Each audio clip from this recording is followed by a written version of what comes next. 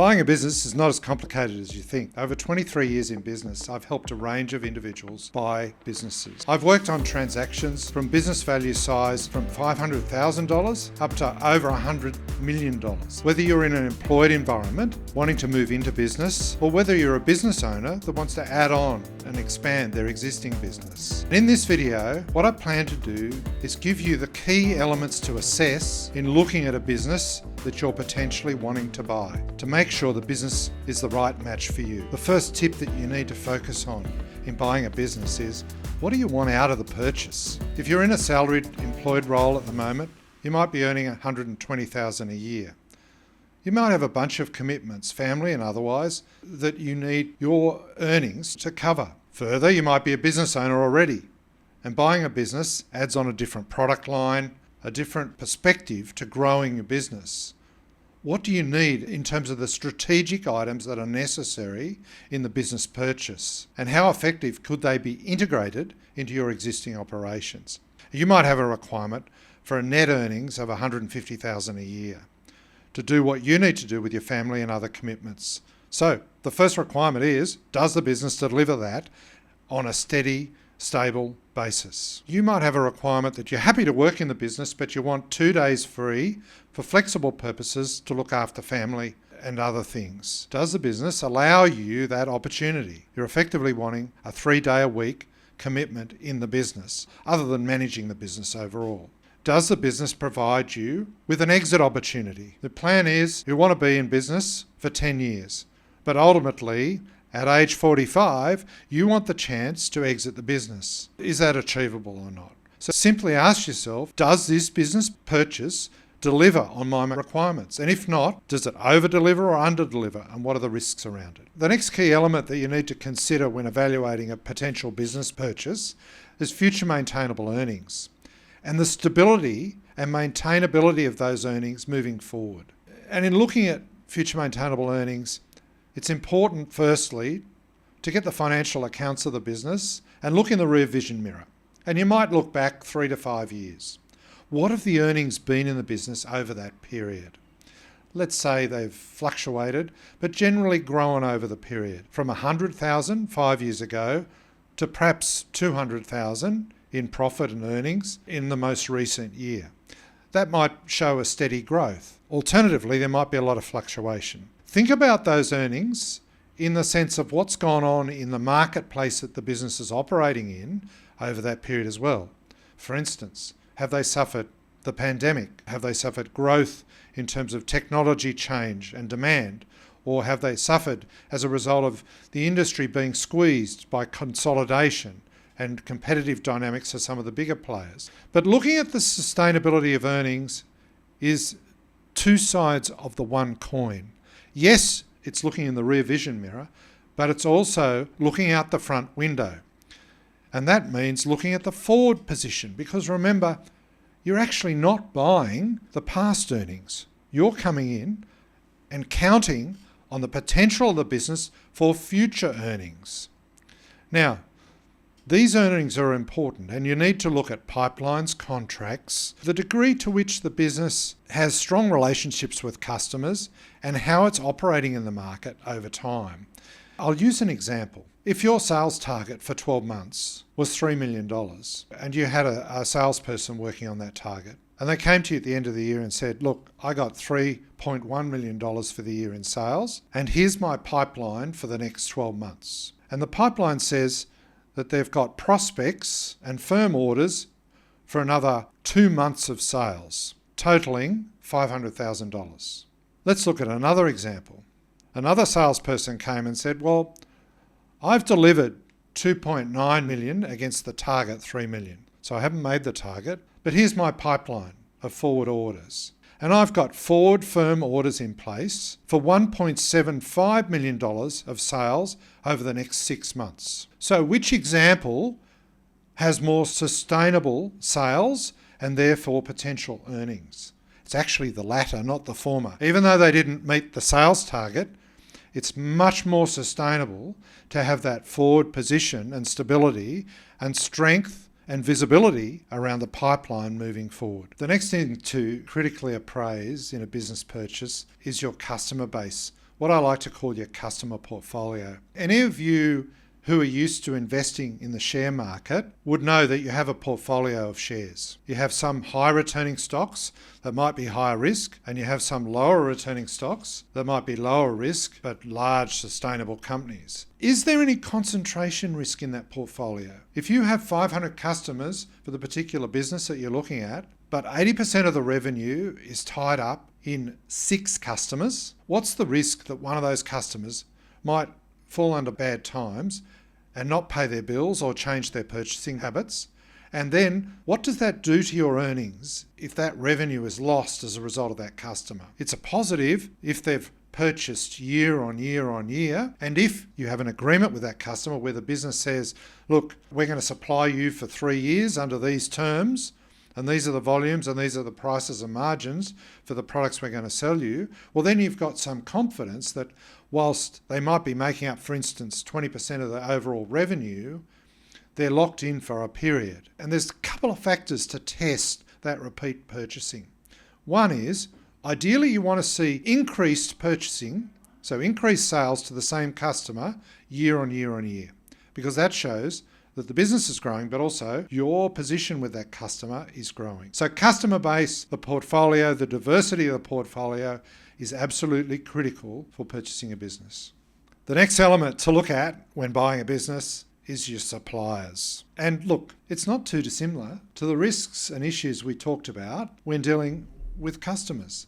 If you're a manufacturing business and you have a special paint supply, for instance, that has some special qualities around durability, and you rely on that supply for your point of difference in the market. If you've got one supplier and that supplier is an international supplier and you don't have other options, should that supply chain from that product be frustrated or discontinued, then clearly you're at quite a risk. Similarly, look at whether the business has an agreement with their suppliers that talks about volumes, the regularity of ordering, and the margin and costs associated with purchasing the supplies. Now, if they do have those agreements in place, those supply agreements, that gives certainty to a degree and relative confidence around the business being able to get hold of that supply as they need it in reasonable terms, link into the pricing that the business has made for their products. Even better is if the business has more than one supplier they can rely on for that key element. So in building value in the business, it's critical as an owner to build that diversity of supply base. But in assessing a business for purchase, it's important to know that your key supplies, the major elements of where the business spends money on the products and services it produces, have competitive diversity and are reasonably priced and available. So the next element to consider when purchasing a business is business owner risk. For the business you're looking at, is there an element of concentration risk around one owner or a small group of people that are responsible for conducting key roles within the business?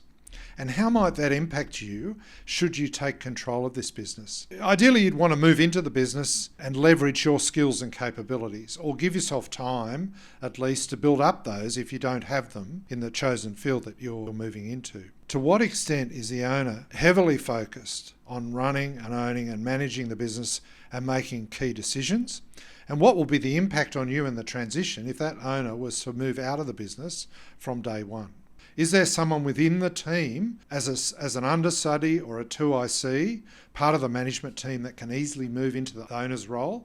Would you need to recruit externally to cover that role as part of the transition?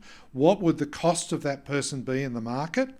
And how might that cost, that market cost salary for getting the right expertise, impact the sustainable earnings of the business? The owner might have costed themselves into the sustainable earnings at $120,000, but in fact you might need to go to the market and it might cost you $220,000 to replace the same person with the same expertise to keep the business under management. Immediately you're down $100,000 on the sustainable earnings that were reported and represented by the owner. So owner risk is critical in looking at the sustainability of the business and the appropriateness of it for you as a potential acquirer. Although owner risk is a big reason why a number of business purchases don't go ahead, there are a number of tools and strategies and ways to manage owner risk and mitigate the risk effectively. If you're interested in these, give us a comment below and we'll do a video on this. The next element to consider when you're purchasing a business is how the business presents itself in the marketplace. We call this channels to market, for want of a better term. So think of one example, a sole retail store, bricks and mortar. In that store, it makes $1 million of sales in a year. 100% of those sales are driven by customers walking through the front door of that business and executing a sale at the POS in the shop. That business could also have multiple channels to market. It might have a third of its sales driven by those in-store sales. It might have a third of its sales driven by online sales, executed online. And it might have a final third delivered by wholesalers, businesses that this business sells to that distribute the business's products. The second example sees a much broader mix of channels to market versus the first example, which is highly dependent on the physical situation. The second example has the business covering a much larger marketplace geographically. With its online sales, it may have international sales. In the first example, where all the sales are driven through the front door, effectively the potential customer base of the business is the suburb it's located and maybe the adjoining suburbs. Thinking about multiple channels to market, looking at the percentage of sales is important, but also looking at the margin associated with those sales is important. Let's say the gross profit overall for that $1 million of sales for this business is 30%.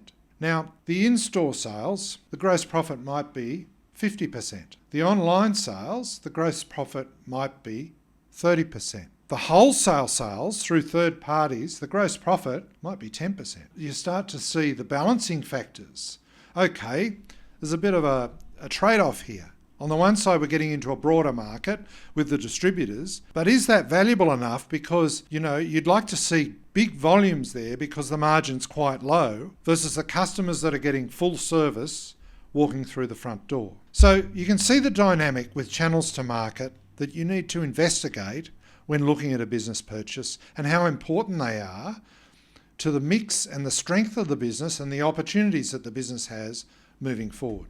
The next element to consider in purchasing a business is all about people and the systems, processes and methods in the business. To what degree are systems, processes and methods documented and in place? What is the level of automation of those or otherwise? And here we're looking at how sustainable is the business without human touch or without heavy human touch. The test is how much of the business's key ingredients of success are in a few people's heads, namely the business owner mostly, or are they systematized to a degree? Can you rely on the quality of the team around you to support you in the transition? And do you have some of the key elements of the functions of a team in place with expertise? They might be salespeople, marketing people, finance people, product development people, inventory at stores and warehousing people, with expertise in not just doing the tasks day to day and being part of the systems to deliver, but also making some of the business and management decisions associated with effectively running the business. So assessing the quality of the team and how it interacts with what your requirements are as a business owner if you were to purchase the business, and also the maturity of the business systems, processes and methods is a key element in assessing whether the business is a right match for you. It doesn't matter whether it's a $500,000 purchase or a $50 million purchase. The steps are the same. But actually, there's one more key element that is as important as the ones we've already spoken about. It's all about judgment and gut feel. Can you see yourself with your skills and capabilities in this business or owning this business? Are you passionate about the things a business does? And is that going to give you self-satisfaction and enjoyment? And do you think you can make a difference in the business that's going to drive your internal satisfaction? Ultimately, the gut judgment around the purchase is as important as the other factors that we've talked through in this video.